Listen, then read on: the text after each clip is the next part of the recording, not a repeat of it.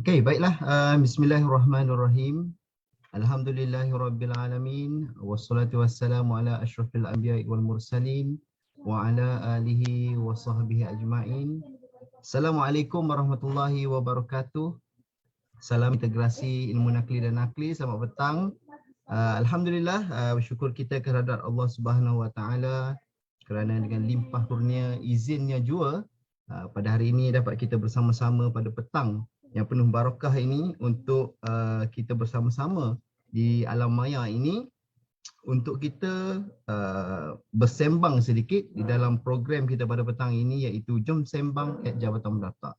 Untuk makluman tuan-tuan dan puan-puan yang bersama-sama dengan kami pada hari ini, Jom Sembang kita sebenarnya telah pun memasuki siri yang kedua, dan untuk makluman pada 15 hari bulan 4 hari itu kita dah pun ada Jom Sembang siri pertama yang disampaikan oleh Tengku. Jadi pada hari ini alhamdulillah kita bersyukur pada Allah kerana sekali lagi kita berjaya untuk melaksanakan Jom Sembang yang kedua, yang mana tuan-tuan dan puan-puan, Jom Sembang ini kita akan laksanakan pada setiap bulan. Jadi untuk bulan ini kita mempersilakan sebenarnya orang yang tidak asing lagi dengan dunia latihan, dunia bercakap, dunia psikologi. Persilakan Puan Nur Hazrin Muhammad Noor. Apa khabar Puan? Sihat, Alhamdulillah. Okay, Alhamdulillah. Puan, untuk makluman tuan-tuan dan puan-puan yang mungkin belum lagi mengenali Puan Rin ni, lebih mesra dipanggil sebagai Puan Rin.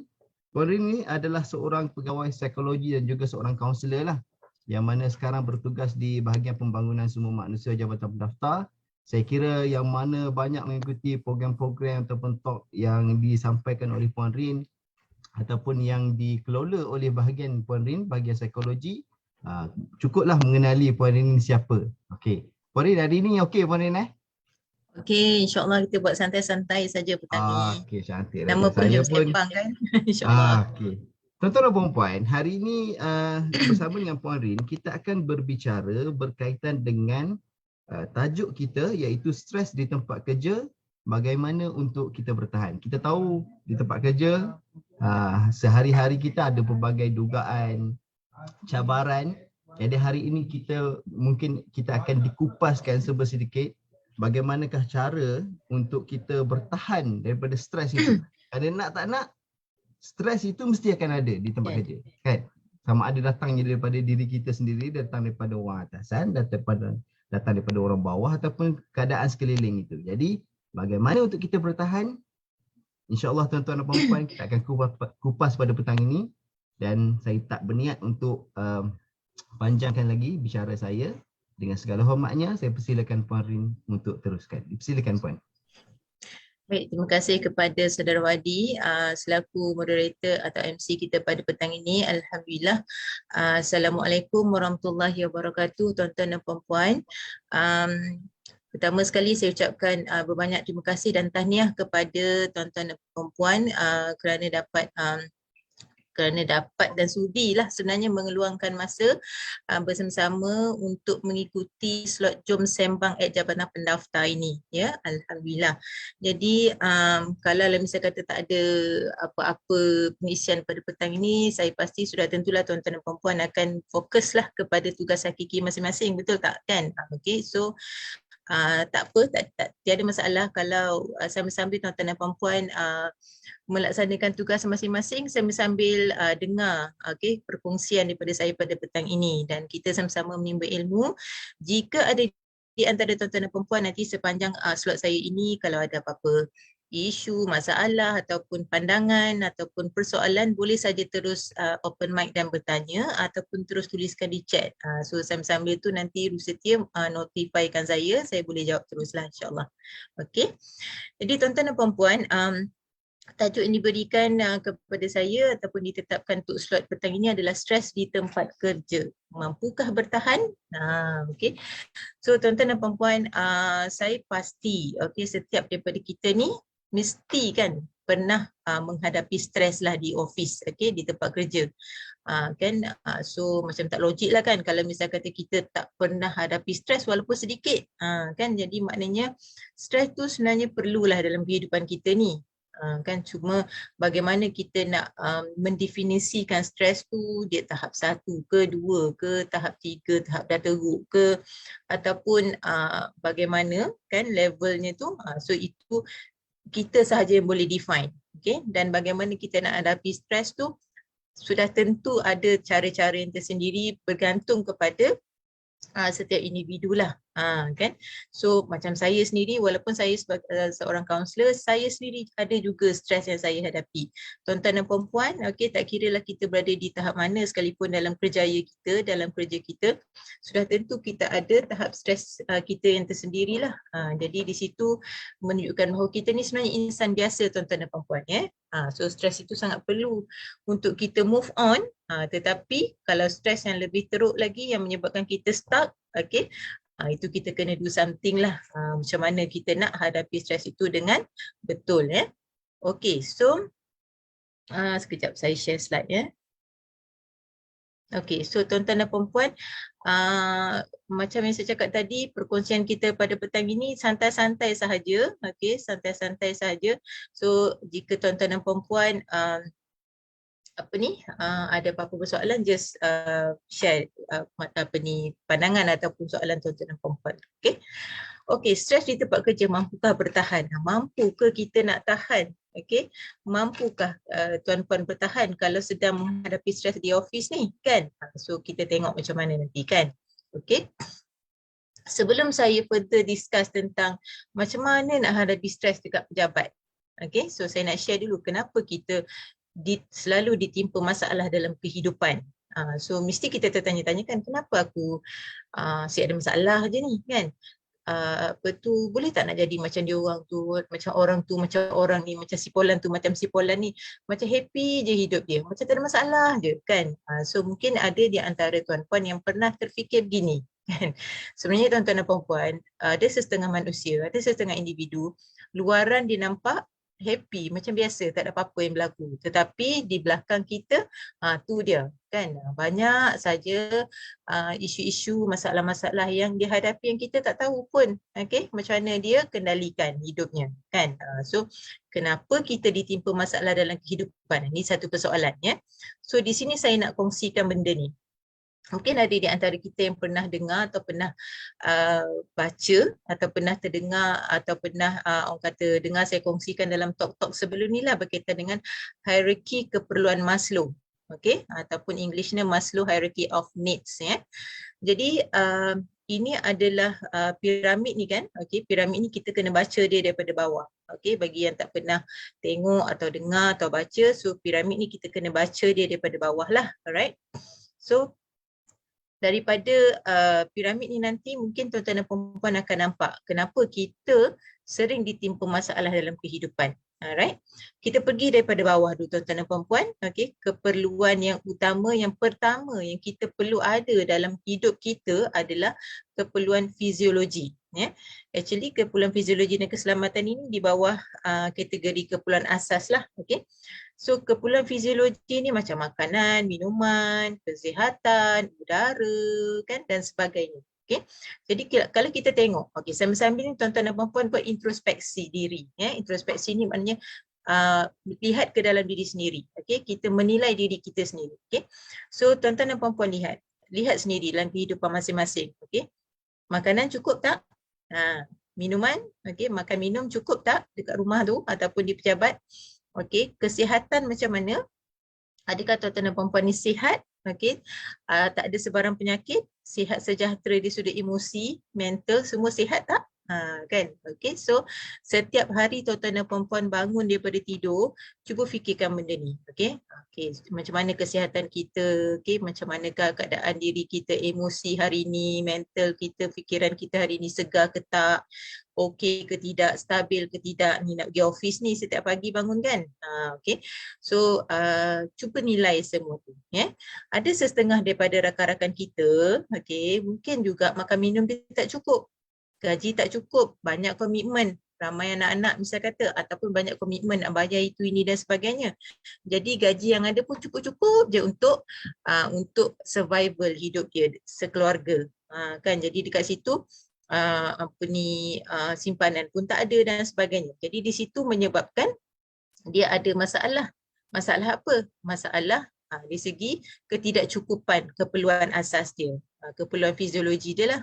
Jadi mungkin ada juga yang apa tu di kalangan kita, rakan-rakan kita dan sebagainya yang ada mengalami masalah kesihatan kan. Jadi bila ada masalah kesihatan, dia kena jaga kesihatan dia dekat pejabat, dia tak boleh stres sangat. Bagi serta-serta penyakit tak boleh jenis angkat-angkat berat sangat, nanti akan fizikal akan sakit dan sebagainya, kena makan ubat. Kalau tak jaga kesihatan nanti tak boleh datang office, kena MC, kena pergi dapatkan rawatan dan sebagainya. Masalah tak?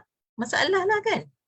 Jadi maknanya keadaan-keadaan ini menyebabkan seseorang itu tidak happy dan berada dalam kata risau, bimbang, takut dan sebagainya tuan-tuan dan puan-puan.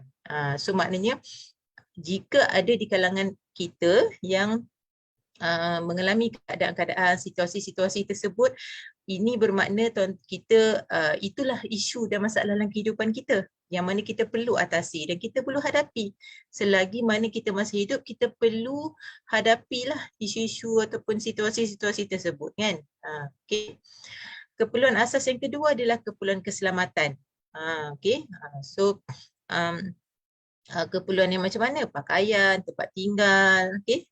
So keselamatan diri, pekerjaan, kewangan. Okay, cuba tengok dalam diri kita masing-masing. Kita dah ada pekerjaan kan?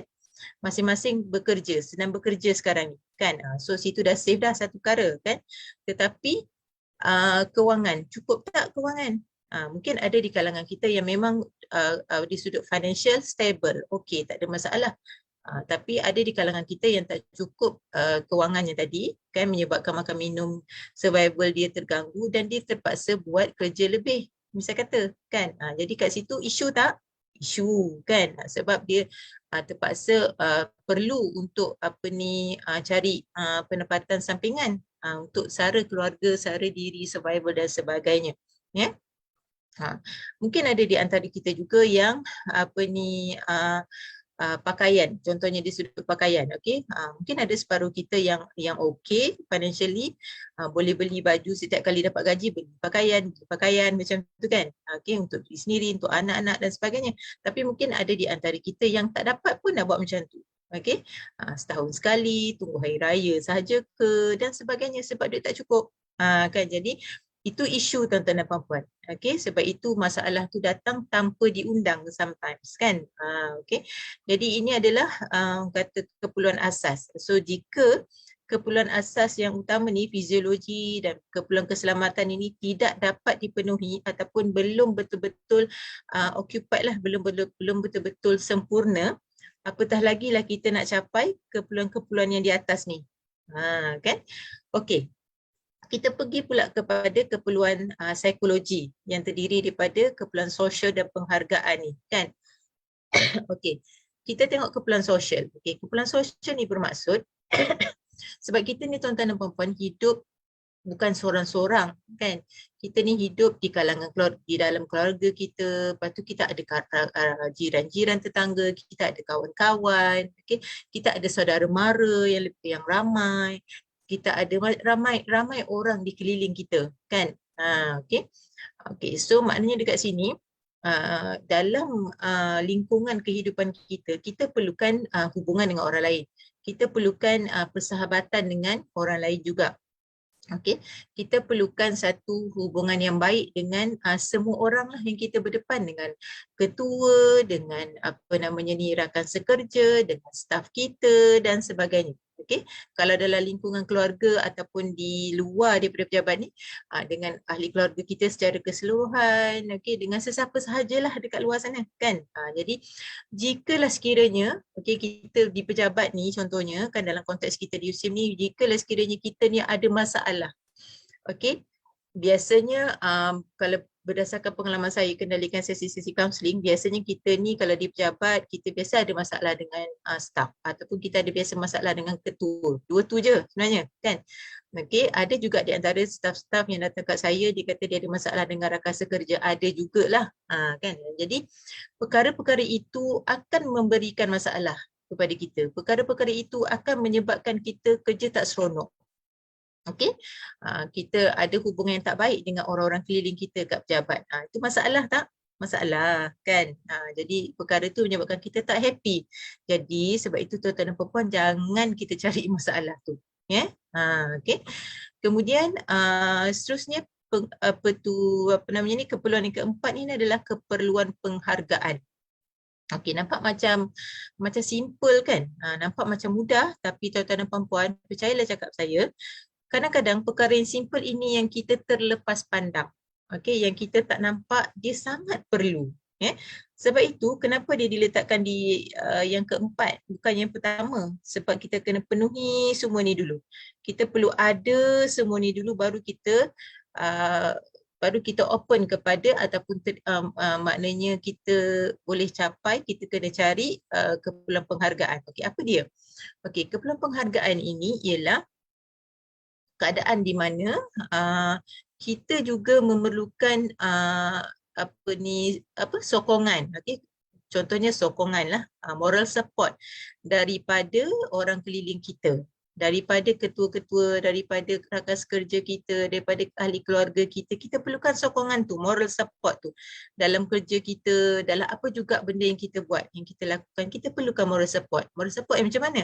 At least, okay, paling mudah kita perlukan ucapan terima kasih daripada bos, okay, daripada kawan-kawan, tahniah, kan, daripada bos, daripada kawan-kawan, kata apa lagi, maknanya moral support dari segi nasihat, okay, pujian, sanjungan, okay, dan sebagainya. Ini penting, ya. Kadang-kadang, okay, banyak datang kes dekat saya yang mana staf-staf yang maknanya rasa kecewa ataupun rasa tak seronok dekat pejabat dia tu adalah sebab kerana dia dah bertungkus lumus buat sesuatu kerja, tugasan dan sebagainya, tapi tidak menerima ucapan terima kasih daripada ketua. Okey, ataupun tidak terima ucapan terima kasih atau tahniah daripada ketua atau daripada rakan-rakan sekerja atau sesiapa sajalah di keliling itu. So nampak macam simple kan? Tetapi benda tu memberi satu kesan kepada sesetengah individu, tuan-tuan dan puan-puan. Jadi maknanya kita tak boleh mengharapkan orang ucapkan terima kasih kat kita atau orang nak puji kita dan sebagainya. Kita tak boleh nak harap sebab kita pun orang tu tak tahu apa yang kita nak. Tapi kita mulakan dulu. Kalau boleh kita mulakan dulu. Even kepada makcik-makcik cleaner kan, ucap terima kasih dekat dia sebab dia kemaskan bilik kita, dia kemaskan ruang kerja kita kan. So ucap terima kasih dekat dia. Okay, so bila kita buat baik dekat orang, kebaikan tu akan sendirinya datang kepada kita. Apa yang kita harapkan kebaikan orang bagi kat kita tu kan, dia akan datang dengan sendirinya selepas itu. Jadi budayakan diri kita dulu. Okay, so slowly benda tu akan datang kepada kita. So tak adalah masalah lah hidup kita kan. So orang putih kata what you give you get back. Macam itulah. Jadi kalau kita sentiasa ucapkan terima kasih kepada orang lain, sentiasa ucapkan tahniah kepada orang lain, benda itulah yang orang akan buat pada kita juga. Jadi maknanya ada masalah tak kalau kita buat macam tu? Tak ada kan. Jadi maknanya gitulah tuan-tuan dan puan-puan, budayakan benda yang baik dalam diri kita dulu, ya, sebelum kita nak harapkan orang lain berikan benda baik pada kita, insya-Allah. Okey. Dan yang terakhir sekali, keperluan kesempurnaan diri atau self actualization needs. Ini sebenarnya yang paling aula lah tuan-tuan dan puan-puan. Okey, so maknanya orang seseorang staf atau individu yang berada di tahap ini, maknanya dia tak fikir dah yang lain. Dia dah, orang kata dah occupied yang lain tu kan, fiziologi dia, keselamatan dia, keperluan sosial dia, keperluan penghargaan dia, dia dah dapat dah semua. Dia dah ada dah semua, cukup dah, dia dah tak perlukan dah. Okay, dia tak perlukan dah, dia hanya fikir untuk penuhi cita-cita atau hasrat yang dia tak capai lagi dalam kehidupan.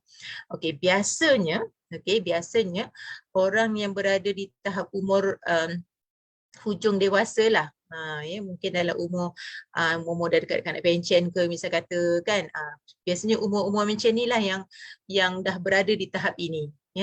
Contohnya macam dia dah ada aset, okay, dia dah pergi haji, umrah misal kata, dan dia dah financially dia dah banyak simpanan, okay, anak-anak semua dah membesar, dah berjaya dalam bidang masing-masing, dah, and then dia dah ada cucu semua, dah seronok lah, dah semua dah tak ada apalah dia nak fikir, kecuali difikirkan tentang diri dia untuk orang kata menghadapi hari tua misal kata kan. So di peringkat umur yang begitu, ya. Tapi tidak dinafikan juga ada individu-individu yang umur pertengahan, contohnya macam dalam umur 40-an ke, kan, yang dah berada di tahap ini pun ada juga. Okay, so tapi walau bagaimanapun tuan-tuan dan puan-puan, janganlah jadikan ia satu masalah jika kita tak capai-capai lagi kehendak ataupun keperluan kesempurnaan diri ni. Maknanya belum sampai lagi lah tahapnya tu. Kan, belum sampai lagi masanya. So bila Allah kata kita akan sampai ke tahap itu, kita akan sampai juga. So maknanya kita tak bolehlah berdengki dengan orang lain. Kenapa aku tak jadi macam dia? Kenapa aku tak kaya macam dia? Kenapa aku tak ada banyak duit macam dia? Kenapa aku tak hidup senang macam dia? Kan, so kita Allah dah tetapkan laluan rezeki kita. Orang tu Allah dah tetapkan laluan rezeki dia. Jadi tunggu je lah, kan? Tunggu sahajalah. Jangan kita cari masalah. Kan? So ini tuan-tuan dan puan-puan, bila kita nak jawab balik persoalan kenapa kita ditimpa masalah dalam kehidupan adalah ini dari sudut pandang psikologi, ya. Jika dilihat daripada hierarki keperluan Maslow ni, bermakna di setiap tahap keperluan kehidupan ini, jika tidak dapat dipenuhi dengan secukupnya, so kita akan ada masalah dekat situ.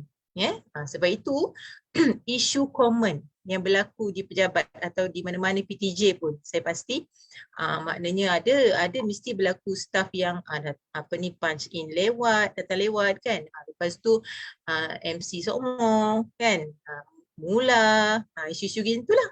So first thing first, kita jangan judgemental pada orang-orang yang macam ni lah. Maknanya macam kita kena tengok kenapa dia jadi macam tu. Kan, apa yang tak seronoknya dekat office ni, apa yang buruknya di pejabat ni, apa yang tak kena dan tak selesanya dekat office ni, pada ketuanya kah, pada skop tugasnya ke, pada rakan sekerjanya ke, pada environment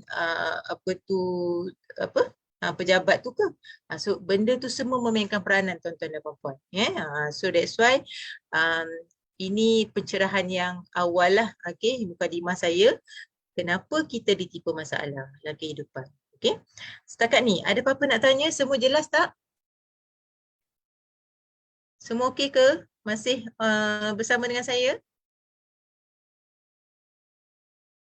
Boleh seorang respon? Ataupun semua penat dah? Masih okey lagi? Okey, boleh teruskan. Okey, alhamdulillah. Okey. Alright. So kalau anda semua masih bersama dengan saya teruskan. Okey, saya teruskan insya-Allah.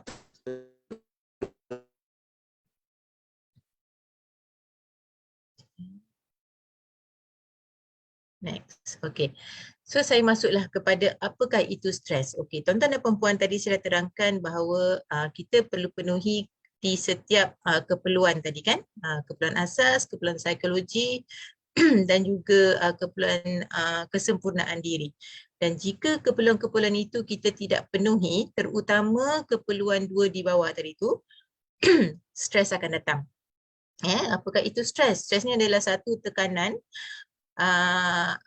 Stres atau tekanan adalah tindak balas fizikal, badan kita ni, fizikal, emosi, perasaan dan mental, fikiran seseorang terhadap sebarang perubahan atau tuntutan. Maknanya contohnya, tak cukup makan minum untuk anak isteri, untuk keluarga, kita dah stres dah kat situ. Emosi, kesian. Mental, kita dah fikir macam mana aku nak cari duit lagi ni untuk nak cari duit lagi untuk bagi makan anak bini aku ni, contoh kan, anak isteri aku ni, untuk family aku ni. Tu dah fikir dah kat situ.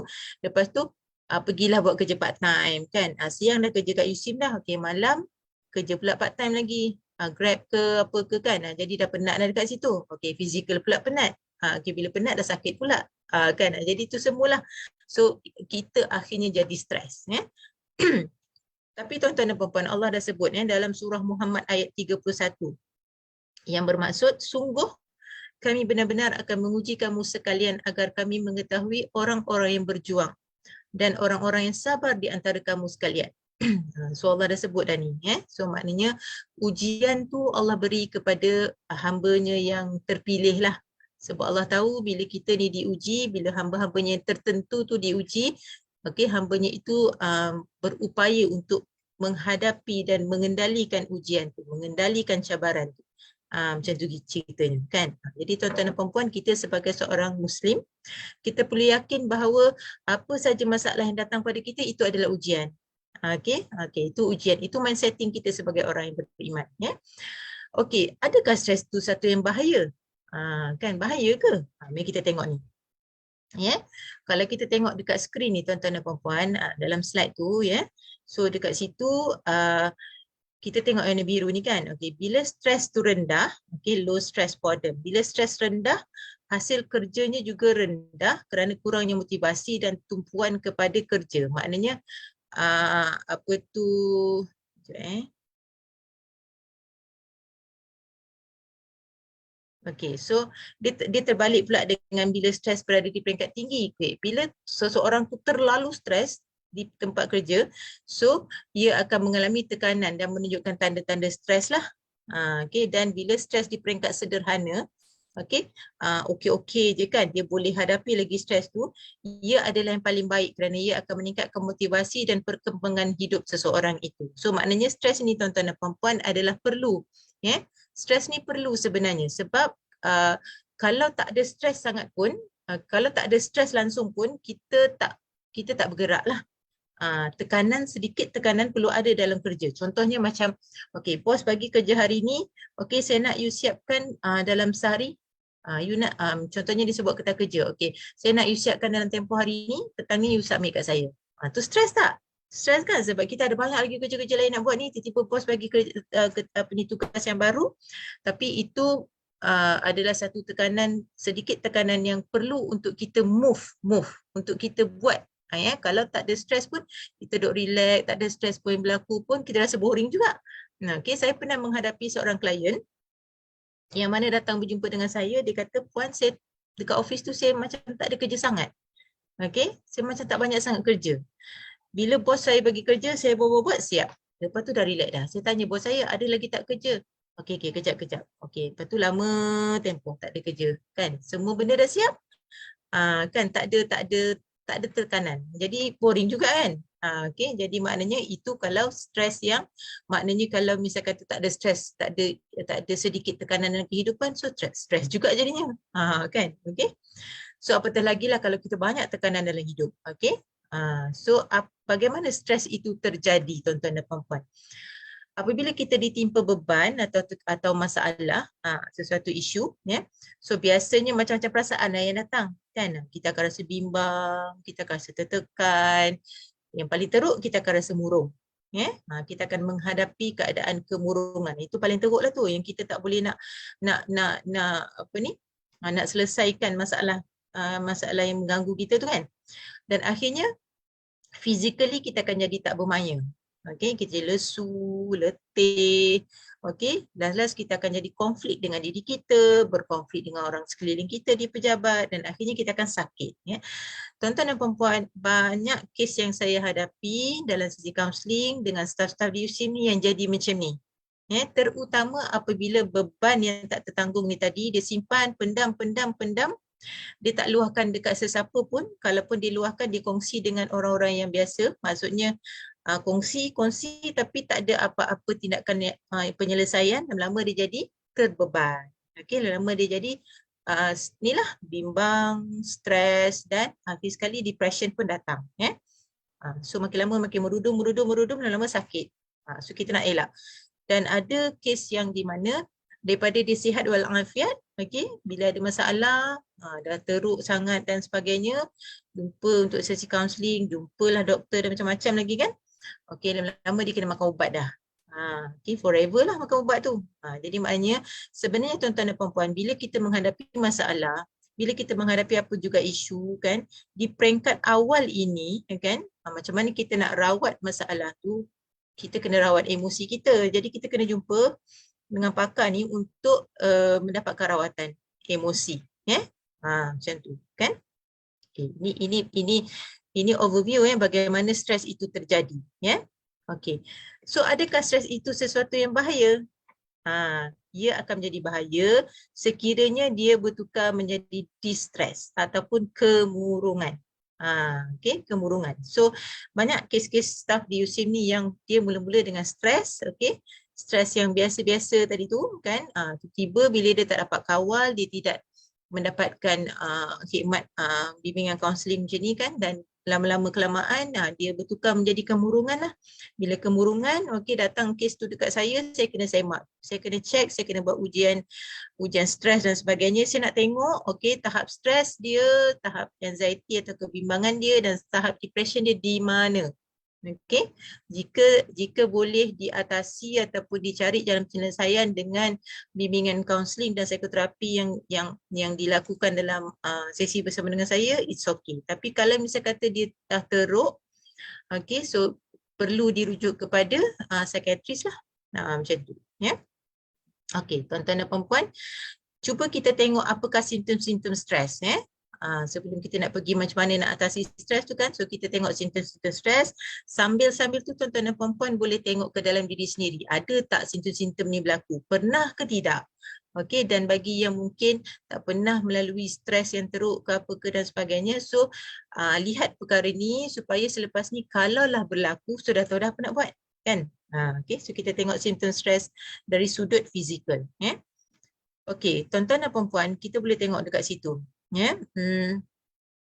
Kalau ada berlaku macam apa tu, gementar kan, peluh, rasa seram sejuk, tangan dan kaki rasa sejuk kan, bernafas laju, tercungap-cungap lah, tercungap-cungap, okey, mulut kering, kerap pergi toilet kan, membuang air kecil, besar semua, whatever tu. So maknanya itu anda sedang mengalami simptom fizikal, simptom stres dari sudut fizikal, tiba-tiba je berlaku kan. So then mudah dapat serangan penyakit-penyakit tu pula, asma, sakit belakang, whatever tu kan. Jadi cepat letih, kalau rasa cepat je letih. Tak pernah pun jadi macam tu, tiba-tiba hari ni jadi macam tu, tiba-tiba sesak nafas, So bila ada perkara-perkara ni berlaku, bermakna tuan-tuan dan puan-puan sedang mengalami simptom stres. Simptom ni maknanya tanda-tanda stres lah. Tanda-tanda stres lah. Tapi mesti terfikir, aku ni dah kenapa tiba-tiba rasa macam sesak nafas kan, tiba-tiba rasa macam sakit belakang, sakit kepala kan. Jadi kenapa ni kan. So check diri, cuba fikir balik, apa yang berlaku pagi tadi, apa yang aku hadapi ni, ada masalah apa kan. Cuba tengok, renung balik, analyse balik, macam tu ya. Okay, kita tengok pula dari sudut psikologi ya. So orang yang stres ni dia ada simptom kebimbangan, mudah sangat bimbang ya. Bila dia buat kerja tu risau, kerja tak siap, risau tak boleh nak present dalam meeting ke, misal kata macam-macam benda yang dibimbang dan risaukan ya. So, jadi confused, kurang dari tumpuan, sukar kawal diri, sukar kawalan diri, maknanya macam sukarlah nak kawal diri daripada maknanya macam yelah, bila setengah orang bila dia bimbang, dia cemas, kadang-kadang dia menangis. Dia risau sangat kan. Ada juga macam tu, tiba-tiba rasa sedih je, tiba-tiba kenapa aku ni tiba-tiba rasa macam sayu, sedih, kenapa ni. So check, what happened malam tadi, what happened semalam, pagi tadi ke, kenapa, ada sangkut paut dengan siapa, dengan husband, dengan wife, dengan anak-anak ke, siapa ke, mak ayah ke, dengan bos ke. Cuba check balik ya. Okay, so berlaku perubahan emosi, ada tekanan perasaan, ada rasa kecewa ke kan, dan sebagainya ni. Susah nak tidur pun salah satu simptom psikologi dari sudut stres yang dari sudut psikologi lah, macam tu kan. Susah nak tidur ni tuan-tuan dan puan-puan kena tengok juga. Susah nak tidur kalau tuan-tuan dan puan-puan ni jenis yang mudah nak tidur, contohnya pukul 10 11 malam dah lena dah kan, tapi tiba-tiba bila stres, okey, dah lebih pukul 12 pun susah nak tidur. Pukul 2, pukul 3 masih cerah lagi, macam tak ngantuk langsung. Jadi check diri, aku ni stres ke, ada masalah apa ni, cuba check ya. Sebab ada je staff klien saya yang begitu ya. So dia rasa pelik, sebelum ni tak macam tu, lepas tu dia rasa macam susah nak tidur kan. So check apa masalahnya kan. Okey, simptom dari sudut mental. Ni dia, sukar membuat keputusan, kurang minat terhadap aktiviti harian, tak kisahlah masak misal kata kan, Okay, tiba-tiba macam malasnya nak masak. Berhari-hari pula tu rasa macam tak minat nak masak. Padahal sebelum tu okey je masak kat rumah kan. Anak-anak boleh makan dan sebagainya. Okay. So tidak merasa tercabar terhadap situasi yang sukar, pemikiran positif terganggu, okay, kurang beri perhatian, hilang keyakinan diri, okay, perasaan bingung, takut, kecewa, cepat marah dan sebagainya. So ini menyebabkan kita berada dalam keadaan yang fikiran tu terganggu lah. Tak boleh nak berfikir dengan betul. So bila tak boleh berfikir dengan stabil, dah tentulah keputusan yang dibuat pun kadang-kala keputusan yang tak bijak, tak rasional. So check balik, kenapa kita jadi macam tu kan? Okay, apa masalahnya? Okay, simptom stres dari sudut tingkah laku, behavior kita, kelakuan kita pula kita jadi macam mana? Okay, kita tiba-tiba jadi bercakap kuat. Ada setengah orang bila dia stres dia cakap kuat-kuat kan? Okay, ada setengah bila stres tak cakap sangat pula dah. Sama ada dia jadi terlalu extrovert atau terlalu introvert. Okay, mudah mengantuk. Mudah mengantuk ni tanda-tanda stres juga tuan-tuan dan puan-puan. Okay, tapi dia provided that dia tak normal, maknanya macam normally kita biasa je lah mengantuk pada waktu tertentu, tapi tiba-tiba ada hari-hari tertentu waktu pukul 10 pagi dah ngantuk dah. Contohnya kan. Jadi cuba cek itu adakah normal atau tidak. Kan? Suka gigit jari, ketat bibir, kerap menggerakkan jari dan ada perasaan-perasaan negatif ya. So dia mudah tersinggung, sensitif sangat. Okay. Terlalu depends pada orang lain, tiba-tiba suka bagi komen, kritik dan sebagainya ni kan. Okay. Kurang kecekapan diri dalam kerja, mudah lupa kan. Dia sebenarnya mungkin faktor umur tu menyebabkan mudah lupa. Tapi kalau misal kata perkara tu adalah perkara yang tak biasa berlaku, tiba-tiba ada certain day, okay, sebab stres punya pasal, tiba-tiba benda yang simple pun cepat lupa kan. So maknanya kena check balik lah. Okay. Selalu buat kesilapan, sering terlibat dalam kemalangan. Insiden kecil lah, tersepit kat mana, kat pintu ke apa ke kan. So things like that ya. Kurang produktiviti kerja dan sebagainya. So ini tuan-tuan dan puan-puan adalah simptom stres di sudut tingkah laku. Jadi 4 jenis simptom ni tuan-tuan dan puan-puan, cuba semak balik dalam diri masing-masing. Adakah kerap berlaku begini? Ataupun adakah pernah berlaku? Kalau pernah berlaku, beware dan aware. Tuan-tuan dan puan-puan sedang mengalami stres lah. Okay. Tahap stres tu tuan-tuan dan puan-puan saja yang dapat define, dapat decide sama ada dia tahap rendah, sederhana atau sangat teruk lah. Macam tu. Okay. So cepat-cepatlah dapatkan bantuan atau rawatan atau fungsikan. Okay, kita tengok pula dari segi punca berlakunya stres ni. Okay. Dia ada dua tuan-tuan dan puan-puan. Stres yang disebabkan oleh faktor luaran, okay, dan stres yang disebabkan oleh faktor dalaman. Dalam diri kita lah. Okay, so kita pergi dulu faktor luaran. Pertama sekali faktor persekitaran, okay, fizikal lah, persekitaran. Sama ada macam ruang tempat kerja kita tu sempit ke, bising, kawasan kotor ke, tak selesa ke, ada pencemaran ke, ada pencemaran ni macam-macam lah kan, pencemaran bau ke, pencemaran bising, bunyi ke dan sebagainya. Okay.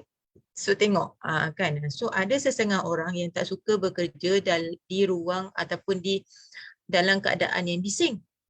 Ada setengah orang yang tak suka bekerja dalam keadaan senyap je. Dia rasa macam beku pula. Dia rasa macam tak boleh nak fikir kalau senyap saja. Kan? So ada juga yang tak suka bekerja dalam keadaan bising. Bila bising dia tak boleh nak fikir. Bila nak fikir untuk fokus buat kerja tu, dia juga macam tu. Jadi win-win situation, kita hormatilah sesama hak kita dan kawan-kawan kita di pejabat tu kan. Jadi benda ni penting tuan-tuan dan puan-puan. Ada setengah orang yang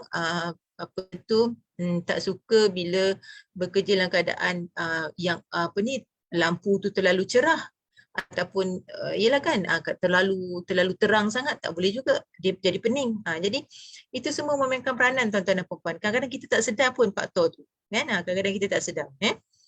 Okey, yang kedua, faktor organisasi ataupun sesuatu pejabat tu lah kan.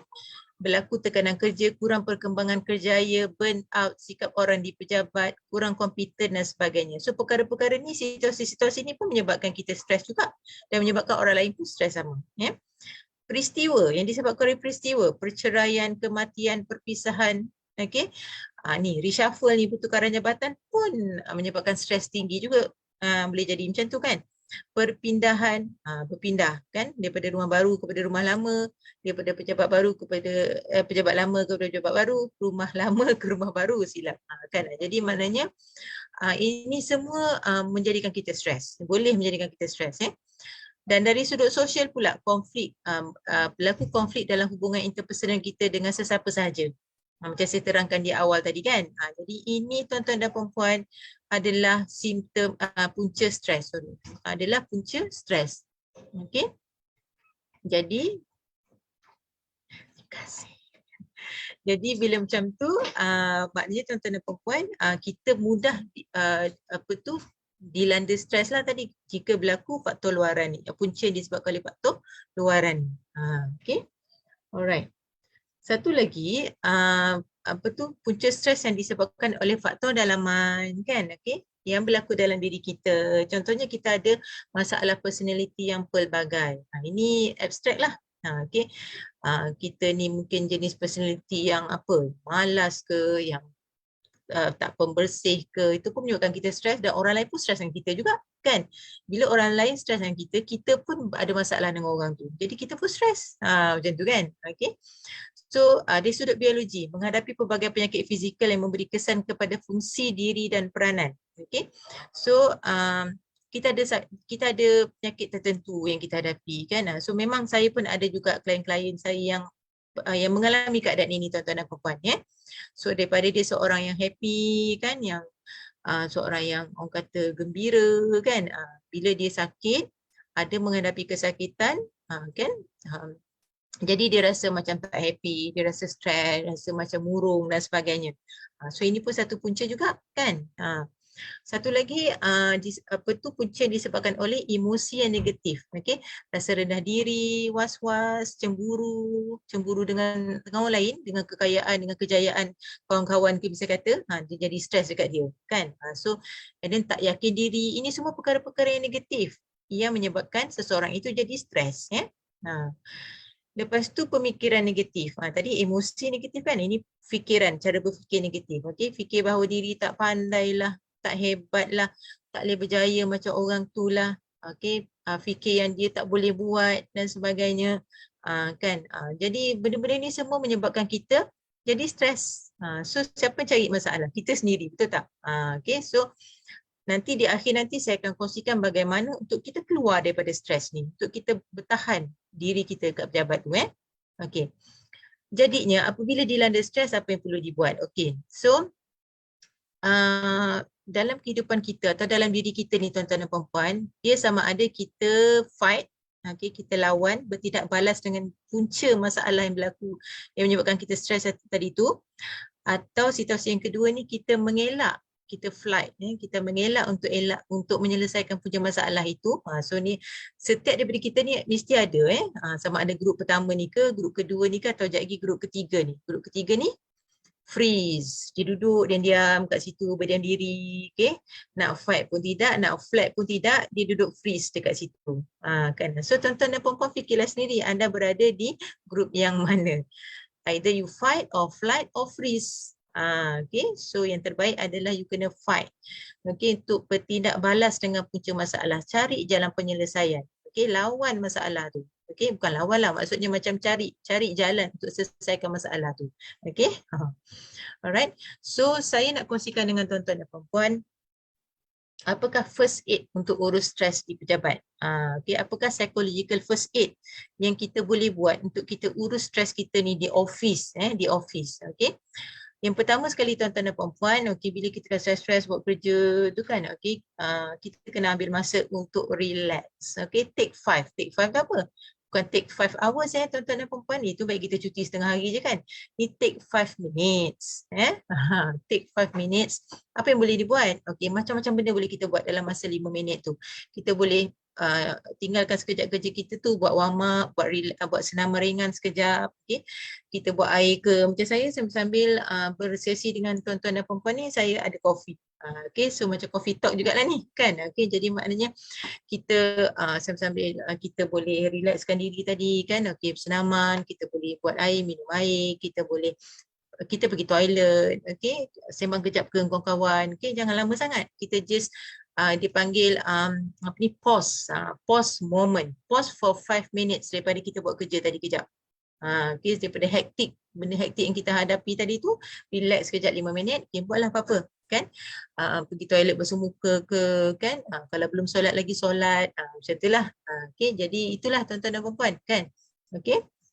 Kemudian yang kedua, kita hadkan komitmen. Okey, hadkan komitmen ni jangan salah faham. Okey, bukannya kita terus tak nak buat kerja, kita terus maknanya macam tinggalkan tugas yang kita tengah buat tu, tidak. Tapi contohnya, okey, macam saya ada checklist lah. Saya ada checklist kerja. Saya ada buku checklist ni. Jadi mungkin setiap hari checklist kerja saya 10 checklist atau 15 checklist setiap hari, bisa katakan. Okey, itu dah jadi satu rutin. Tapi ada hari-hari yang saya stres tu, contohnya ada hari-hari yang tuan-tuan dan puan-puan stres tu, okey, daripada 10 tu tugas, 15 tugas ke yang nak diselesaikan pada hari tu, mungkin boleh dikurangkan sikit. Okey, ikut keupayaan dan kemampuan. Jangan paksa diri. Bila kita stres ni tuan-tuan dan puan-puan, ia memberi satu warning sebenarnya kepada diri kita untuk kita berhati-hati, untuk kita berhati-hati, jangan kita zalimi diri kita. Jadi ikut keupayaan dan kemampuan. Bila kita stres ini, kita jangan berdiam diri, kita kena bantu diri kita, at the same time kita kena bagi tahu, kita kena faham diri kita sebenarnya, satu. Yang kedua, kita kena memahamkan orang lain yang kita sedang stres. Okay, so hopefully orang tu faham dan kita buat apa yang kita mampu buat pada hari tersebut. Macam tu. Benda ni kita cakap senang kan, tapi kita perlu buat latihan. Kita kena buat latihan benda ni. Macam tu. So ini namanya hadkan komitmen. Bukannya tak buat kerja langsung lah. Kan? Okay. Daripada kita tak buat kerja langsung, baiklah kita ambil cuti rehat untuk kita rehatkan otak kita, minda kita, emosi kita. So sebab kita datang office dan stres tu contohnya berlaku pada pukul 10 pagi, kita dah ada kat office kan? Jadi maknanya dekat situ, dia memberi alam kepada kita untuk kita berhati-hati. You have to do something with yourself bila you dalam keadaan stres. Itu maksudnya. Okey. Yang ketiga, uruskan masa dengan baik. Dalam kita menguruskan banyak checklist kerja kita sehari-harian tadi tu kan, jadi maknanya kita perlu uruskan masa bekerja kita tu dengan baiklah. Okay, so macam ideally kita duduk di office 9 jam. Okay, jadi maknanya daripada pagi sampai ke petang tu apa yang kita nak buat, okay, bagaimana kita nak susunkan masa kita supaya checklist kerja kita ni selesai semua pada hari tersebut. Dan at the end of the day, petang bila kita nak balik dah, kan? So kita tengok, okay, daripada banyak-banyak checklist kerja aku hari ni, berapa je yang dah siap kan? Okay, so kita nilai diri kita sendiri. Bagi markah pada diri kita sendiri. Itu cara kita nak tengok kita urus masa dengan baik ke tidak. Kan? Jadi kalau misalnya kata lebih daripada 50%, okay, contoh 60% ke atas, kita dapat selesaikan tugas kita itu pada hari tersebut, bermakna we are good enough. Dan jangan kecewa jika checklist kerja tu tak dapat diselesaikan semuanya pada hari tersebut. Sebab dah cakap tadi kan, kita bekerja ikut kemampuan dan keupayaan kita. Okay. Manusia ni dinamik tuan-tuan dan perempuan. Okay. Kita fleksibel. Okay. So that's why maknanya kita ada kelebihan dan kita ada kekurangan. So kita perlu akur dengan kekurangan yang ada pada diri kita. Setakat mana kita boleh buat daripada pagi sampai petang kita bekerja tu kan. Okay, that's it. Okay, that's it. So jangan kecewa kalau ada kerja yang kita tak siap, yang orang kata boleh dibuat pada esoknya. Tetapi tuan-tuan dan perempuan, dalam teknik time management matrix, kalau ada masa boleh buka sendiri dekat Google pun kan. Okay, so kita perlu bezakan yang mana yang urgent dan important, mana yang important but not urgent, dan sebagainya itulah. So baru kita boleh urus masa kerja kita dengan baik. Okey, seterusnya yang keempat ni, aktiviti kerohanian. Okey, ini macam-macam lah kan. Okey, kalau kita stres tiba-tiba dekat office tu, okey, dari sudut Islam kita boleh ambil wudu, ambil wuduk ni kenapa wuduk kan? Kenapa wuduk? Wuduk tu kita maknanya gunakan air untuk ambil wuduk. Air tu adalah manifestasi sejuk tuan-tuan dan puan-puan. Jadi bila kita dalam keadaan stres, stres tu membahayakan kita dalam keadaan macam tak tenang, panas, hot, kita rasa macam yelah tak stabil emosi kita, fikiran kita kan. Okey, jadi kita ambillah wuduk supaya wuduk tu bila kita ambil wuduk dan membasah kena dekat semua anggota wuduk tu, maknanya kita akan membasahkan semua anggota-anggota yang berkenaan dan hopefully kita akan jadi sejuk. Kita akan jadi sejuk. So dia punya momentum tu kembali positif, macam tu. Kan? Dan ambil wuduk tu maknanya kalau belum kita solat, kita solatlah. Kan? Solat wajib tu lah yang pentingnya kan. Okey. Dan kalau kita ada masa untuk kalau kita tak tenang, kita baca surah Yasin misal kata kan, kita baca 4 kul misal kata kan, jadi benda tu akan menenangkan kita. Whatever you can do in 5 minutes tadi. Ataupun dalam waktu yang you sedang stres tadi itulah. Okay.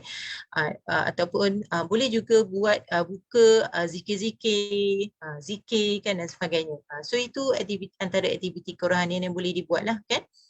Bersikap assertif. Ini orang Melayu susah nak buat tuan-tuan dan puan-puan. Bersikap assertif ni maknanya dare to say yes dan dare to say no dalam keadaan, dalam sesuatu situasi. Contohnya dalam mesyuarat ke, dalam discussion, dalam memberi pandangan. Okay, kalau dengar dia cakap kawan kita ke, bos kita ke bagi sesuatu pandangan, kita rasa tak setuju, kita cakaplah tak setuju, tapi mesti dengan cara yang rasional, yang ada justifikasi, bukannya marah-marah. Bila marah-marah kita pun stres kan, orang tu stres, kita pun lagilah stres kan. Jadi dia tidak harmoni dekat situ. So bersikap assertif. Kalau kita rasa macam bos kita ni silap ni, kita salah cara dia, cara yang betul macam cara kita buat ni misal katakan, okay, so terangkan dekat dia dengan cara yang baik. Be assertive. Okay. Kalau nak cerita tentang assertive ni panjang lebar tuan-tuan dan puan-puan, mungkin akan ada slot lain. Okay, tajuk talk lain berkaitan assertive ni nanti insya-Allah. Okay, selain pada tu lakukanlah aktiviti yang tuan-tuan dan puan-puan suka dekat pejabat. Ada setengah orang dia nak hilangkan stres dia melukis. Okay. Ada setengah orang yang dia nak hilangkan stres dia sekejap, dia ada tanam pokok-pokok kan dekat office, jadi dia boleh siram-siram pokok ke, dia belalah sekejap pokok tu kan, dia buatlah apa-apa yang boleh kan, dia bercakap dengan pokok, ada juga orang macam tu kan. Okey, dia susun-susun ke. Ada setengah orang yang suka main game kan, tapi ni tak bolehlah sampai leka lebih daripada masa sepatutnya. We just give a break to us, take 5 namanya kan. Okay, so macam-macam lah, so buatlah apa yang boleh kan. Ada setengah orang dia stres, dia minum, tapi at the same time dia buat air, dia buat masak ke apa ke lah, buatlah roti, sandwich ke apa dekat office tu, so dia ajak sekali orang lain makan. So hilang stres tak? Hilang kan.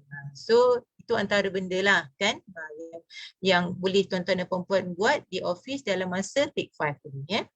Okey, dan teruskan kekalkan positif dan aktif. Kekal positif ni nak buat memang sukar, tapi boleh tuan-tuan dan puan-puan. Boleh. Kita kena latih diri kita. Okay, nanti saya tunjuk macam mana nak jadi kekal positif dan aktif. Dan akhir sekali tuan-tuan dan puan-puan, okay, kongsikan masalah tu. Jangan pendam. Jangan pendam. Saya dah banyak hadapi klien-klien, staff-staff yang dia pendam masalah. Bila pendam masalah, kalau adalah 5 stage kan, okay, masalah dia dah stage 5. Okay, so bila dia datang ke jumpa saya untuk sesi counselling, okay, dah stage 5 tuan-tuan dan puan-puan. Okay, dia dah sakit dah pun. Okay, tapi maknanya untuk merawat emosi dan mental dia tu, okay, perlu melalui beberapa kali bimbingan. Sesi bimbingan dengan saya lah. Okay, masih boleh, cumanya diperlukan beberapa kali rawatan emosi. Kena datang sesi counselling untuk beberapa kali. Macam itulah ceritanya kan. Jadi maknanya pastikan bila tuan-tuan dan puan-puan ada masalah di stage pertama atau stage kedua tu kan, rasa-rasa macam dah semua benda buat pun tak jadi, okey, datanglah untuk jumpa dengan saya untuk kongsi masalah ni tadi.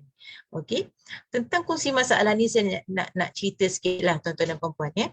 Tapi sebelum tu saya harap tuan-tuan dan puan-puan dah dapat sedikit gambaran pencerahan apakah first aid, okey, psychological first aid untuk tuan-tuan dan puan-puan laksanakan di pejabat. Sekiranya berlaku stres pada diri masing-masing tadilah.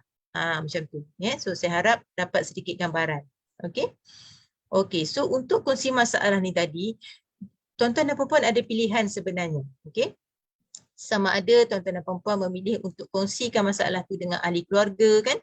Tak kira lah dengan pasangan ke, anak ke, ibu bapa, adik-beradik ke kan, saudara mara, siapa saja yang you rasa rapat dan boleh rely, boleh percaya dengan dia, kongsilah, tak ada masalah. So maknanya at least apa yang dipendam tu bila dah luah kepada orang lain, sebenarnya kenapa kena luah ni kan? Sebab bila dah luah kepada orang lain yang kita percaya, okey, separuh daripada masalah tu dah release. Okey, separuh daripada masalah tu dah release, okey. Ataupun kepada kawan-kawan. Kan tak kira lah kawan-kawan dekat mana pun, okey.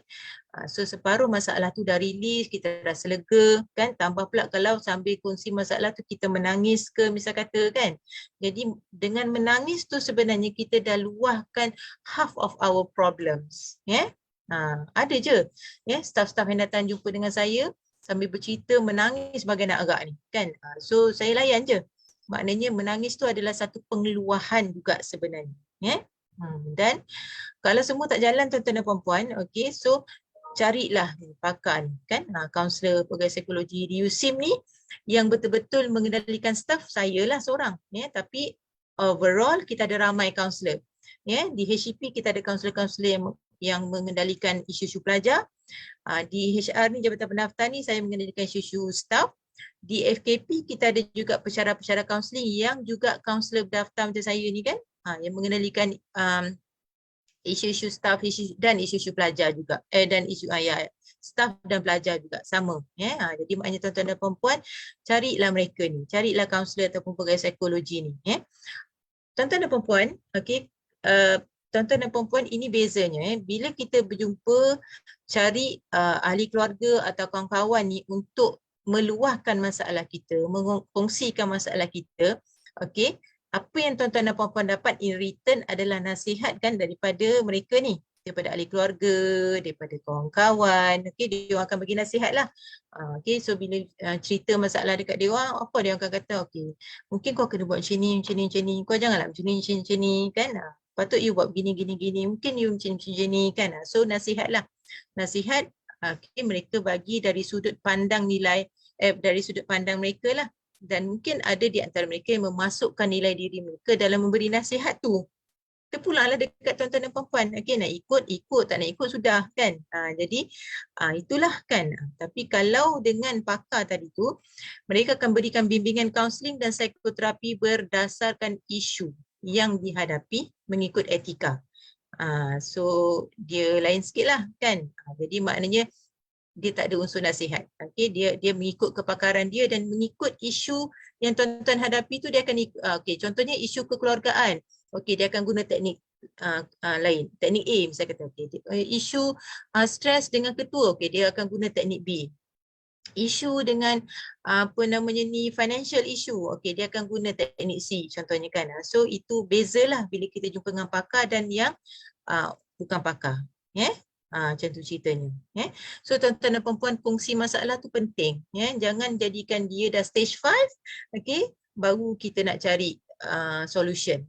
Sedangkan masalah tu berlaku di stage 1, stage 2, jika sekiranya cari pakar ni tadi untuk cari jalan penyelesaian, bincang dan sebagainya, mungkin dia dah half settle kan. Macam tu. Tuan-tuan dan puan-puan, kenapa khidmat bimbingan kaunseling itu perlu? Ini ramai yang mungkin tak nampak. Sebab itu kadang-kadang ada timbul stigma ataupun persepsi bahawa tak naklah jumpa kaunselor, tak naklah jumpa pegawai psikologi, takutlah, risaulah, tak tahu macam mana nak mulakan. Takut nanti tersebar. Contohnya macam tu kan. Itu stigma ataupun persepsi yang biasa saya terima dan biasa juga kita dengar kan. Jadi maknanya dia ada beza jika tuan-tuan dan puan-puan jumpa dengan kaunselor yang berdaftar atau kaunselor yang bukan berdaftar, ataupun pakar yang betul dan pakar yang tidak berkaitan dengan isu tersebutlah. Macam tu. Ya.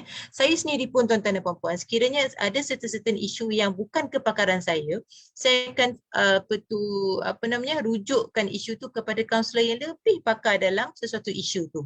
Macam tu, kan?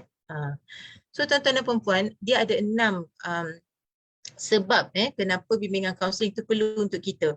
Pertama sekali, kita yang bermasalah ni, of course lah, kalau tuan-tuan dan puan-puan boleh bayangkan tali yang tersimpul rapi. Saya tak ada pula tali petang ni, kan terlupa saya nak ambil tali tadi.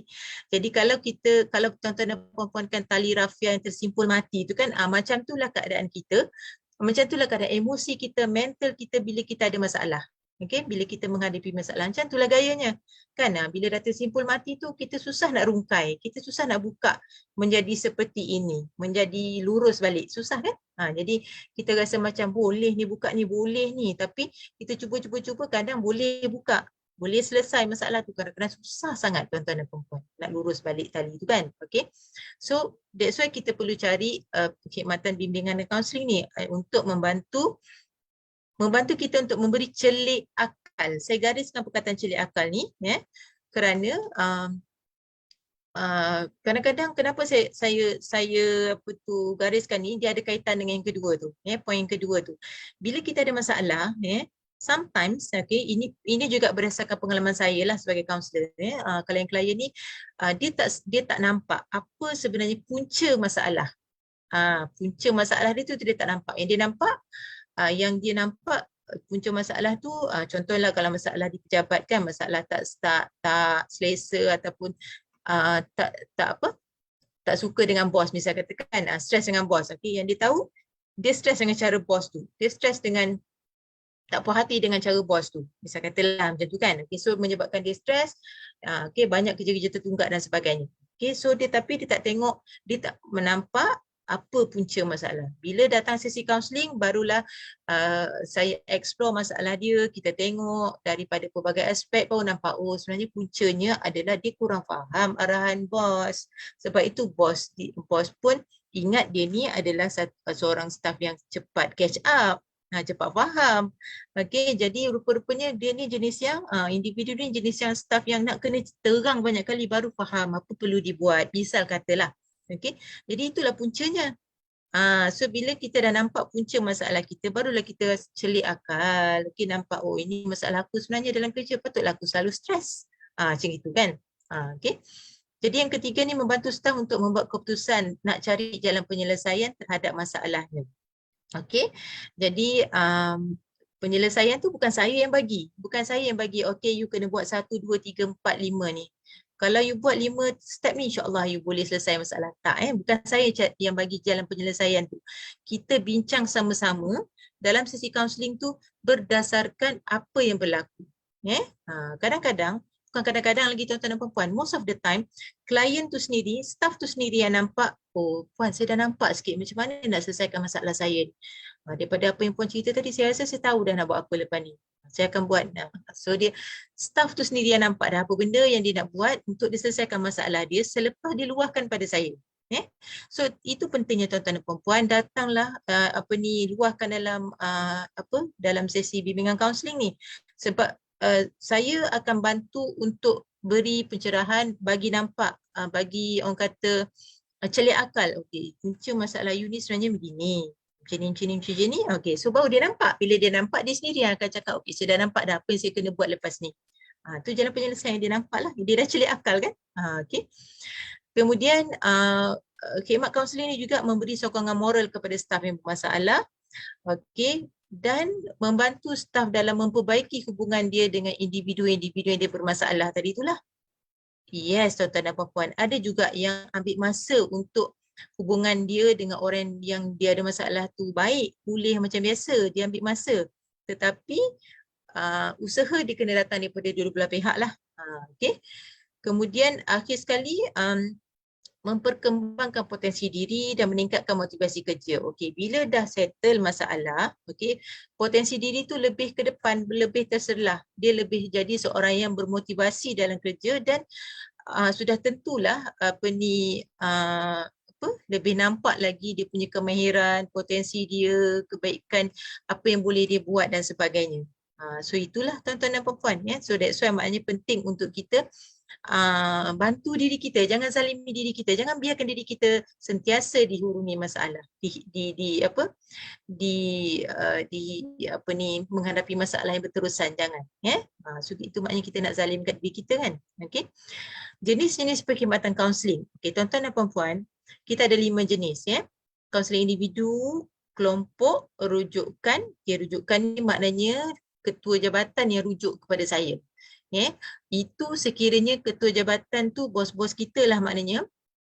Tengok kita ni dah tak menjalankan peranan kita dengan bagus, dengan baik dalam skop tugas kita kat pejabat tu, jadi dia tengok kita ni dah macam tak function well lah kiranya, something wrong somewhere, jadi bos kita of course akan rujukkan kepada saya untuk disesi counselingkan seseorang staff itu. Jadi tuan-tuan dan puan-puan, saya nak serulah dekat sini kan. So jangan sampai kita ni dirujuk oleh bos kita untuk sesi kaunseling. Jangan sampai tahap itu. Kalau dah sampai tahap tu maknanya teruklah tu. Kan? Jadi maknanya, tapi at least kalaupun bos kita rujuk kita untuk dikaunselingkan, itu menunjukkan bahawa bos kita concern dengan keadaan kita. Bos kita nak kita berubah menjadi yang lebih baik, staff yang kata ada potensi dan sebagainya. At least bos yang macam tu, dia masih sayang ke kita, dia masih concern dengan orang kata kesejahteraan kita kan. Jadi okey lagi tu kan. So saya nak seru dekat tuan-tuan dan puan-puan, bila ada masalah, datanglah secara sukarela untuk mendapatkan khidmat kaunseling ni. So di USIM ni daripada saya mula mengendalikan isu-isu staff ni kan, okey, memang majoritinya datang secara sukarela, sama ada individu atau kelompok lah, dan ada juga yang dirujuk oleh ketua-ketua jabatan juga pun ada juga, okey, tak dinafikan, memang ada. Tuan-tuan dan puan-puan, yang keempat adalah kaunseling LNPT. Ini adalah fokus untuk staff yang memperolehi markah LNPT-nya daripada julat 60.00 ke 69.99%. Jadi ni tunggulah tak lama lagi kan, bila kita punya markah LNPT dah keluar, dah di-announce oleh HR nanti, kita boleh tengok. So nanti saya akan dapat senarai nama daripada bahagian pengurusan sumber manusia, staf-staf yang berada di dalam lingkungan markah ini untuk dirujukkan kepada saya untuk sesi kaunseling. Kenapa perlu dikaunselingkan? Saya akan tengok apa isu dia. Kenapa dia boleh dapat markah rendah macam tu?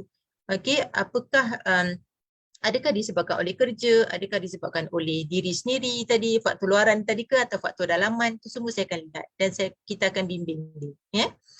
Dan akhir sekali adalah jenis kaunseling intervensi dasar pemisah. Ini untuk staf yang diletakkan di bawah pemerhatian dasar pemisah atau exit policy. Macam tu ceritanya. So tuan-tuan dan puan-puan, saya seru kepada tuan-tuan dan puan-puan untuk datang secara sukarela tuan-tuan dan puan-puan, okey, tanpa dirujuk. Kalau rasa-rasa diri tu ada masalah, ada sesuatu yang mengganggu, berlaku simptom-simptom tadi tu kan, okey, just come, okey, give a call, nak buat sesi counselling kan, so just datang. So saya takkan orang kata terus buat psikoterapi ke apa ke, saya akan check dulu. Kalau tuan-tuan dan puan-puan ni betul ada simptom stres, saya akan semak dulu, kita buat ujian stres dulu sikit. Saya akan tengok tahapnya di mana kan, baru kita akan bincang dalam sesi kaunseling. So untuk isu apa ni boleh jumpa saya ni? Okey, macam-macam isu lah. Okey. Yang ada masalah kan, boleh datang jumpa dengan saya, apa-apa saja isu. Ni peribadi, masalah rumah tangga, masalah kerja, masalah kewangan, apa sahajalah, kan, yang tak ada masalah pun boleh jumpa juga, okey, untuk mendapatkan pencerahan tentang apa jugalah, nak buat ujian personality saja-saja ke kan, nak kenal diri ke, nak tengok diri tu boleh sesuai ke dengan kerjaya sekarang, nak tengok diri tu sesuai jadi ketua ke tidak, misal kata kan, boleh. Ada saja staff yang datang jumpa dengan saya untuk buat ujian personality ni, sebab dia nak tahu dia ni jadi macam mana orangnya kan. Ada juga yang datang nak tahu dia ni seorang isteri dan suami yang baik ke tak kat rumah. Nak buat ujian personality. Ada tuan-tuan dan puan-puan, ada. Okey, so ruang ataupun skop tugas saya ni adalah untuk staff USIM Okey. Dan jika perlu ikut isu jugalah kan untuk pasangan dan anak. Tu je kan. So macam baru-baru ni ada staf USIM yang rujukkan anaknya tingkatan 5 untuk tahu kecenderungan minat kerjaya anak. Boleh, tak ada masalah. Ada staf USIM yang dia nak tahu dia ni sesuai ke jadi ketua sebab dia rasa macam staf-staf ramai yang tak suka dia nak buat ujian personality. Ada. Okey. So tuan-tuan dan perempuan, inilah namanya bimbingan kan. So kita nak dapatkan pencerahan, kita dapatkan bimbingan. Okey. Okey, ini adalah salah tanggap tentang perkhidmatan kaunseling yang mana saya nak betulkan. Mungkin ada di antara tuan-puan yang ada tanggapan ini, mungkin selepas ini kena ubah. So kaunseling ni adalah nasihat, betul ke? Tadi saya ingat di awal tadi saya ada sebutkan kaunseling itu bukanlah bagi nasihat. Okey, kita beri bimbingan dengan teknik tertentu, dengan cara yang tertentu, mengikut isu. Kaunseling hanya untuk orang bermasalah. Ya ke? Kan? Kaunseling adalah berbual-bual sahaja. Ya ke? Kan? Kaunseling adalah menyelesaikan masalah klien. Semua ni salah. Tanggapan yang salah tuan-tuan dan puan-puan. Yang betul, kaunseling tu bukan nasihat. Bukan beri nasihat. Okey, so saya dah terangkan di awal tadi, kaunseling itu adalah memberi bimbingan, kepakaran dengan teknik tertentu untuk isu-isu tertentu. Alright, kaunseling bukannya hanya untuk orang yang bermasalah, dan kaunseling bukan berbual-bual. Dia nampak macam bersembang, tapi dalam bersembang, dalam orang kata berinteraksi dengan klien tu, seseorang kaunselor tu dia akan melakukan mental process, dia panggil, proses mental yang sangat penat dan letih dan lama. Sebab tugas itu bukannya hanya semasa sesi kaunseling tu sahaja. Selepas sesi kaunseling tu saya perlu pula buat laporan yang memerlukan saya membaca, buat research, buat analisis dan sebagainya. So dia bukan berbual-bual saja. Kaunselor tidak menyelesaikan masalah klien, sebaliknya klien itu yang akan mencari jalan penyelesaiannya sendiri dengan bimbingan dan pencerahan yang diberikan oleh celik akal tadilah yang diberikan oleh kaunselor, tuan-tuan dan puan-puan. So inilah perkhidmatan kaunseling. Jadi tuan-tuan dan puan-puan, bermakna dekat sini macam saya cakap tadilah, terpulang kepada diri masing-masing. Kalau anda selesa nak kongsikan masalah stres, tekanan tadi tu dengan ahli keluarga, tak apa, luahkan. Kalau tuan-tuan dan puan-puan selesa untuk meluahkannya dengan kawan-kawan, buatlah, tak apa, tak ada masalah. Pilihan tu atas tangan kita sendiri kan. Dan kalau tuan-tuan dan puan-puan memilih untuk terus berjumpa dengan pakar pun, go for it. Asalkan kita tahu apa yang kita buat dan kita tahu apa yang kita nak cari sebenarnya dalam kehidupan kita ni, tuan-tuan dan puan-puan. Okey. Akhir sekali sebelum saya tamatkan saya punya talk ini, ini kesimpulan yang saya boleh buatlah kan dalam kita menghadapi masalah, dalam kita menghadapi isu dalam kehidupan kita, terutama di pejabat ni kan. So tuan-tuan dan puan-puan, ini latihan untuk tuan-tuan dan puan-puan. Cabar diri untuk ubah cara berfikir, untuk ubah emosi dan ubahlah tindakan kita. Separuh orang mungkin akan fikir macam susahnya nak buat. Kan boleh ke kan? So tuan-tuan dan puan-puan, kalau tak mula kita tak tahu apa kesannya, kan? So mula dulu, buat dulu latihan ni, pertama sekali 100% atau 100% bukanlah satu-satunya matlamat dalam hidup kita, tuan-tuan dan puan-puan. Bermakna dekat sini, sesuatu yang kita buat tu kita tak boleh jadi perfectionist. Kita tak boleh nak harapkan sesuatu perkara yang kita nak buat dalam kerja misal kata tu dia mesti jadi 100% perfect. Dia tak boleh jadi macam tu. Sebab kita ni dinamik, tuan-tuan dan puan-puan. Dinamik tu maksudnya apa? Kita ni ada kelemahan dan kita ada kelebihan. Kita ada kelebihan dan kita ada kekurangan. We have strength and weaknesses.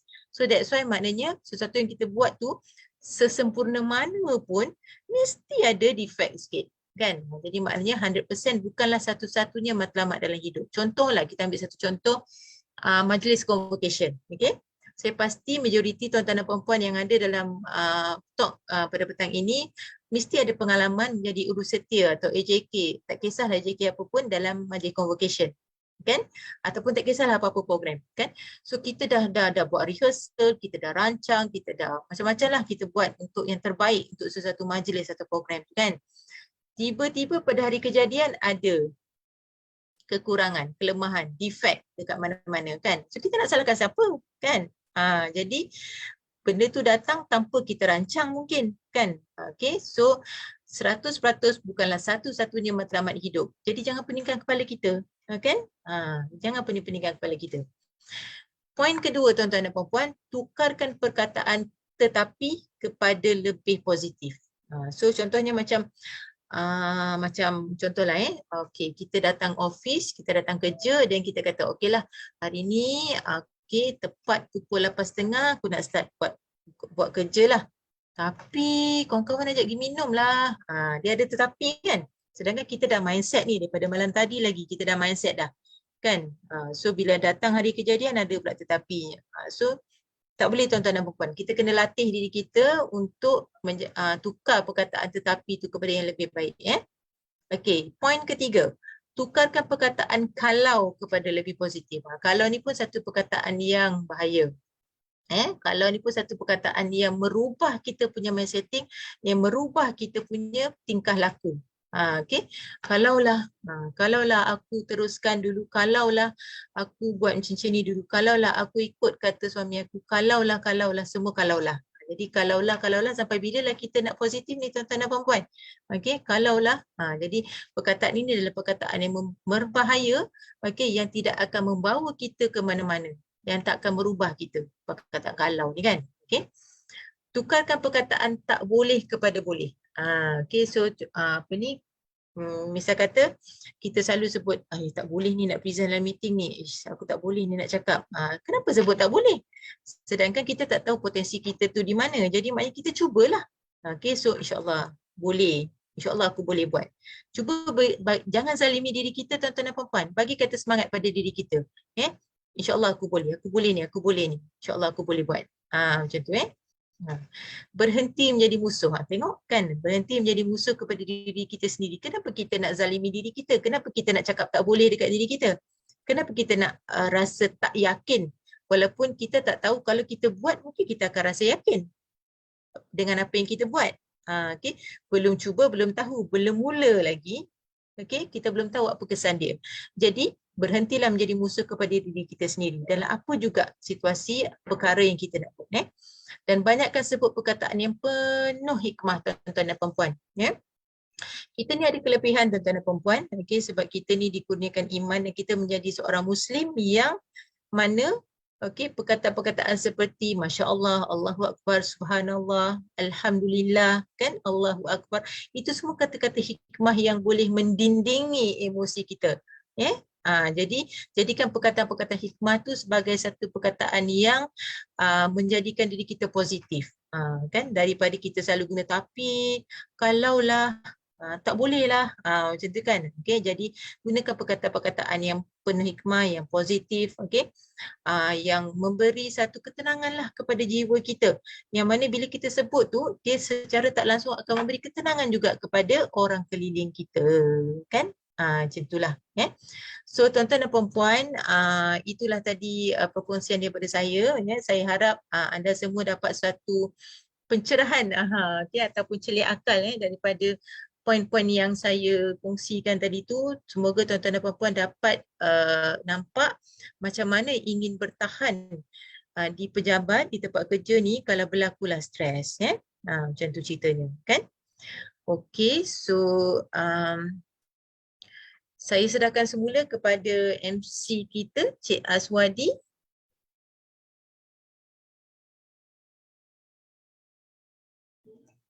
Silakan. Okey, baik. Alhamdulillah, terima kasih diucapkan kepada Puan Rin di atas penyampaian slot kita sebentar tadi.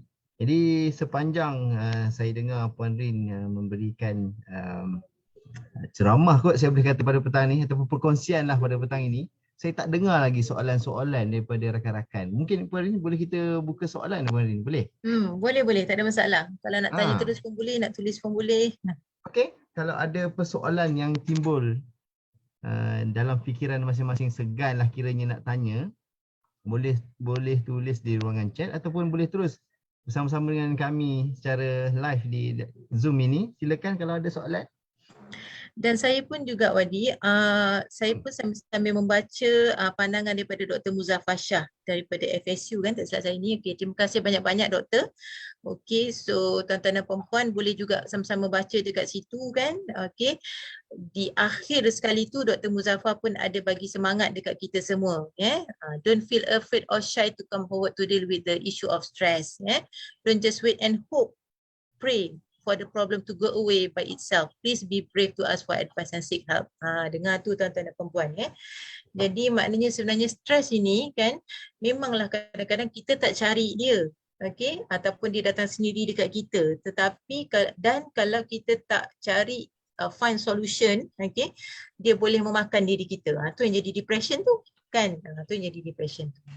Okey, terima kasih doktor. Terima kasih sangat-sangat. Assalamualaikum. Waalaikumsalam warahmatullahi. Can you everybody listen to my voice? Ya, boleh dengar doktor. Okay, good afternoon. My name is Muzaffar Shah Mello. I'm from FSU. Apologize, my Malay is not that good. It's okay. It's okay. Okay, what the session today is very good. Okay, in fact, myself has published a book about occupational stress by the same publisher recently. Okay. I put some point as being highlighted by you just now. I put it in the chat box. I hope everybody can have a look at it. So in case everybody have some stress problem, whatever stress you face, whether it's occupational or even stress at home, okay, please try, don't keep things silent, don't keep things by yourself. Try, okay, be brave, okay. Try to seek help from anyone, okay, you feel comfortable.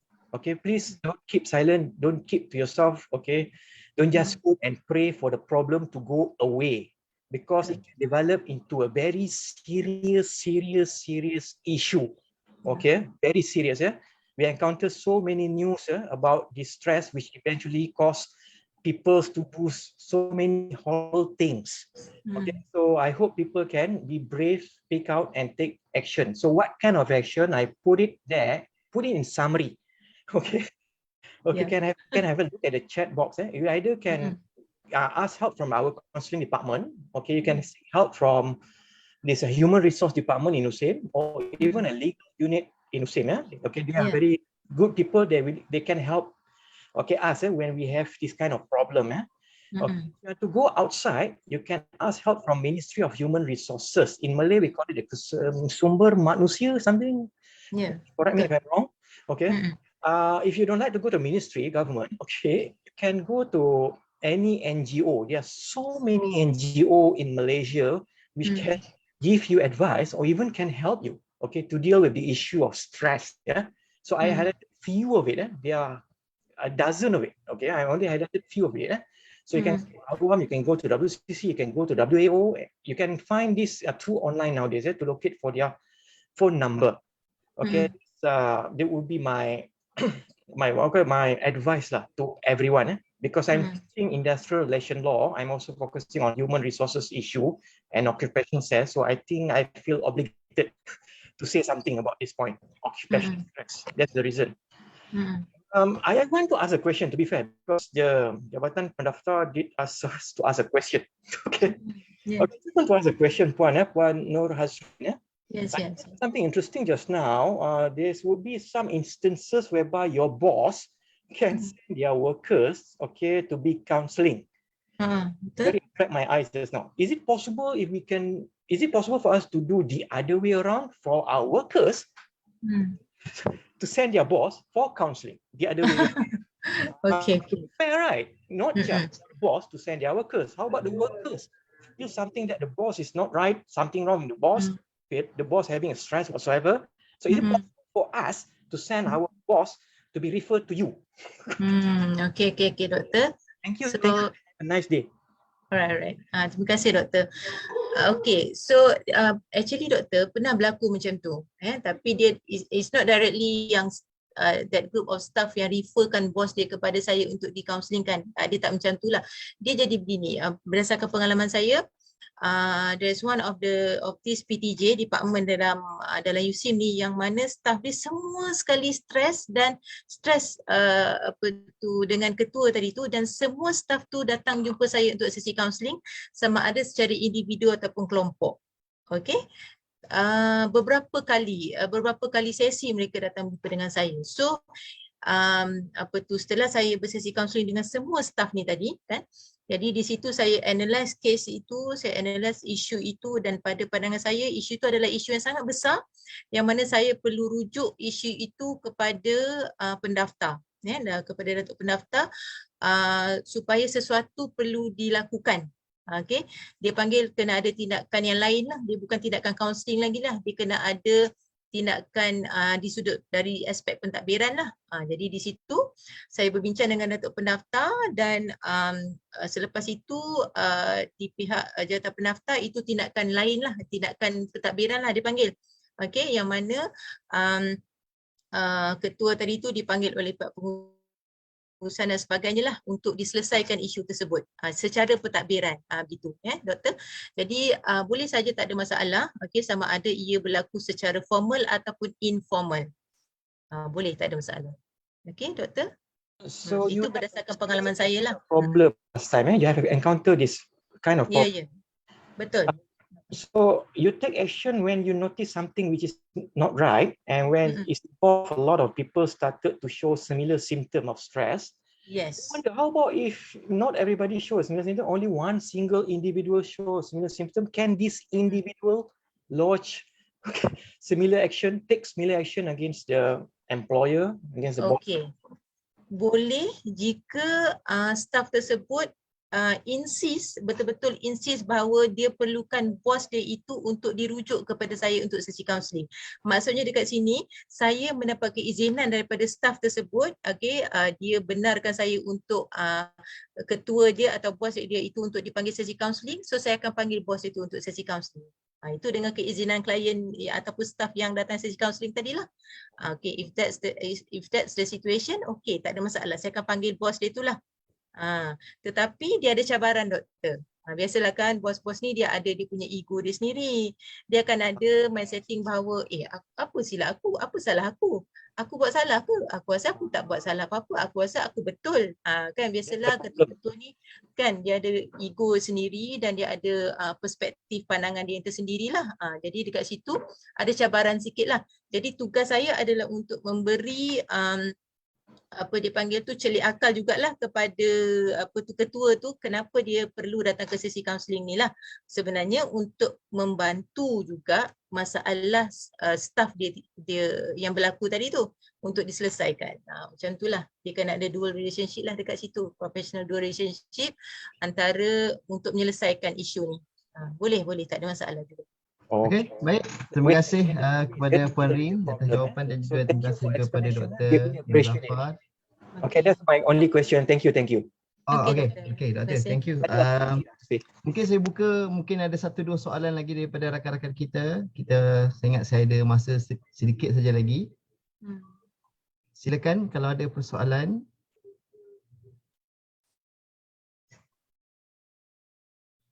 Alhamdulillah pada petang ni kita, kalau saya tengok di skrin ni, hari ni kita ada lebih kurang 103 ataupun 104 orang yang bersama-sama dengan kita di Zoom.